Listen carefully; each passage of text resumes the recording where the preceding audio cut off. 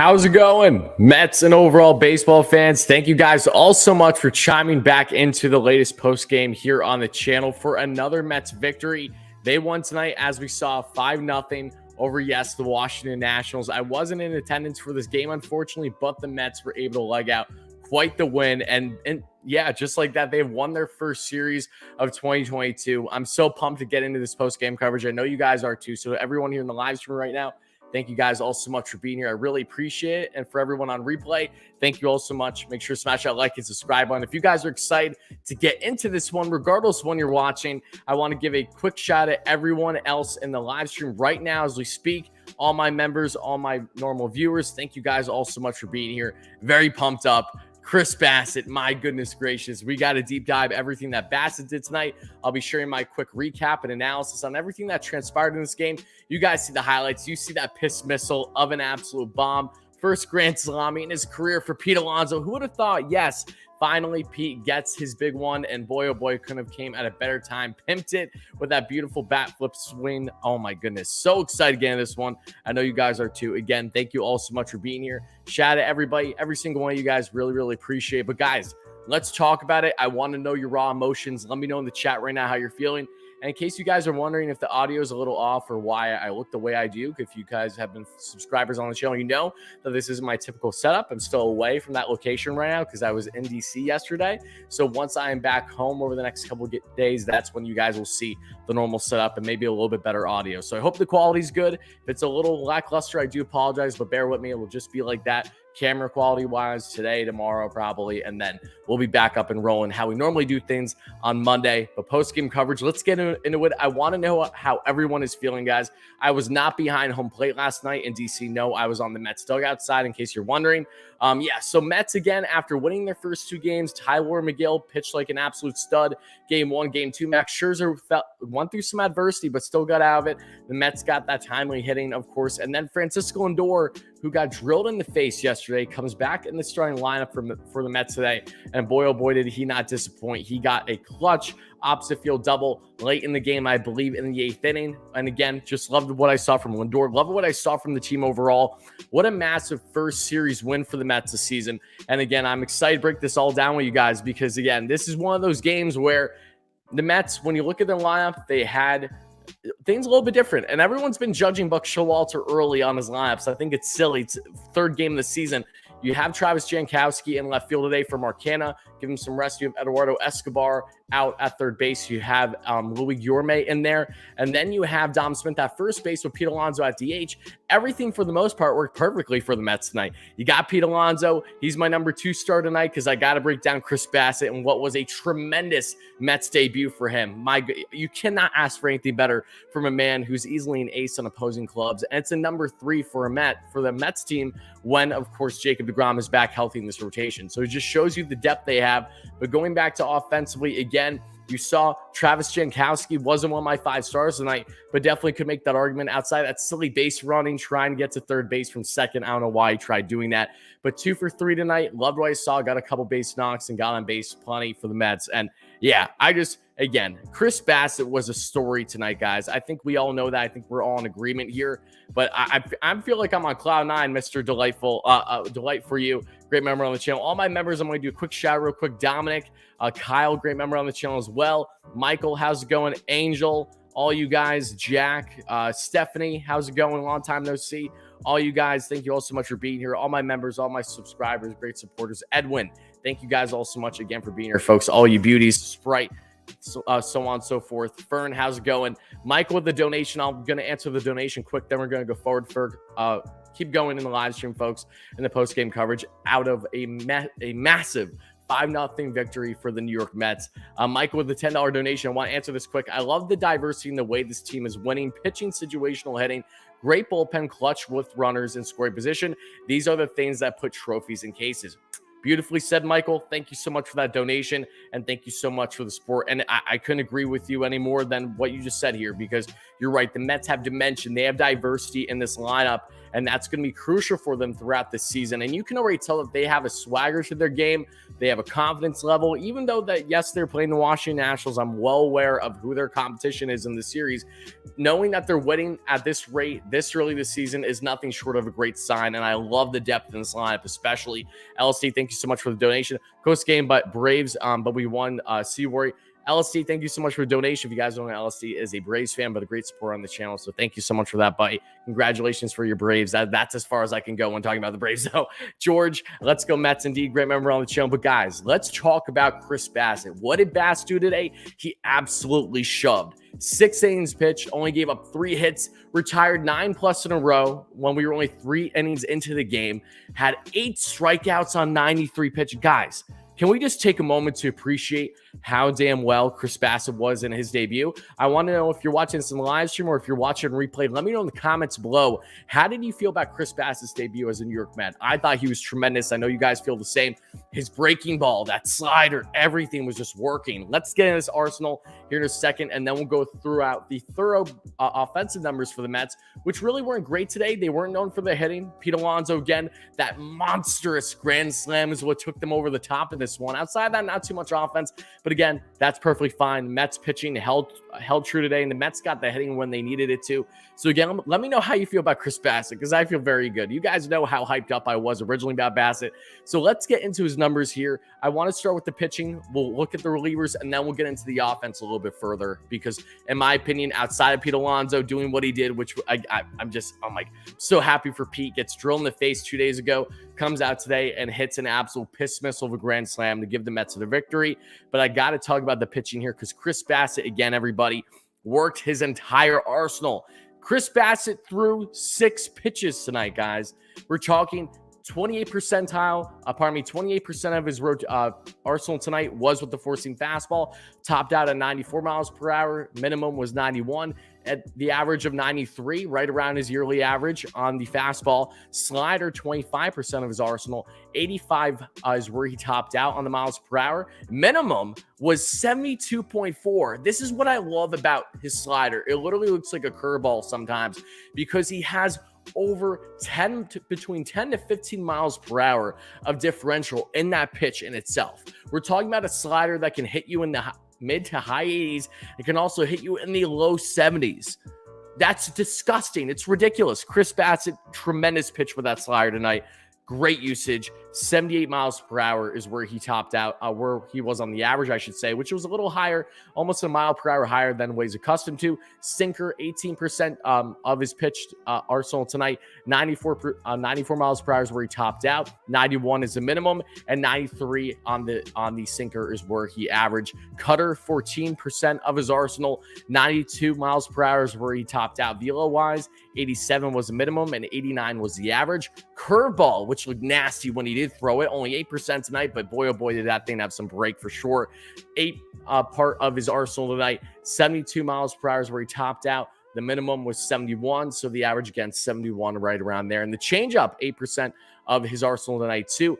88 miles per hour was the max. The minimum was 86, and the average, of course, 87. Just a tremendous campaign from what we saw from Chris Bassitt tonight on all of his pitches. I mean, talk about dimension diversity. This doesn't just come with the Mets and their offense. It comes with their starters. And this is what I love so much about the Mets acquisition of Chris Bassitt, because he's someone that comes in right away. And when Jacob deGrom is back, especially, it's going to even make more sense.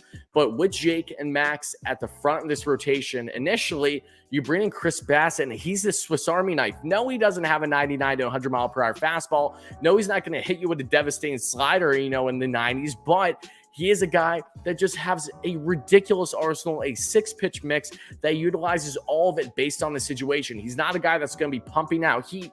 He's going to be strategic. He's going to be crafty. He's going to look like an artist out there on the mound. And that is what we saw in his debut tonight for the team in Queens. And the Mets took over DC. You guys saw it, the fans. I wasn't in attendance, but it felt awfully similar to yesterday's game when I was in attendance. Mets fans took over DC, rightfully so. You love to see it. I enjoyed every single second of watching this one. I hope you guys did too. So I want to get into relievers here in a second before we go forward. Again, appreciate everyone so much. We're almost at 100 likes, so thank you guys so much for that. Trying to get between 300 and 400 likes at some point here in the show, whether you're watching live or on replay. So continue smashing those buttons. Help us get to 15K subs if you enjoy this consistent post-game coverage on the channel. Thank you guys so much. And I'll be answering your questions. Don't worry.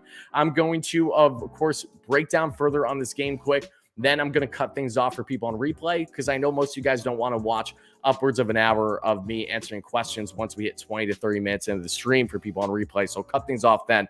But I do want to address a couple of things I see here in the chat before we go forward. Jets, thank you so much for the donation, my man. Like what we're seeing, let's keep it rolling. You said, my man, let's get that series sweep tomorrow. Cookies on the mound, day game around between 1 and 1:15 p.m. Eastern time. Hopefully we get something awesome. So thank you so much for that, my guy. And we get a new member of the channel, Baseball or Death. Love the name. I agree with you. Thank you so much for the membership. Hype in the chat of Baseball or Death for becoming a new member here on WardyNYM. Dave, thank you so much for the donation. Bassett was super. Pete's Grand Salami. I know. Big Meat Pete with a Grand Salami. You can't ask for much more. So sign me up. I'm eating that stuff up for breakfast.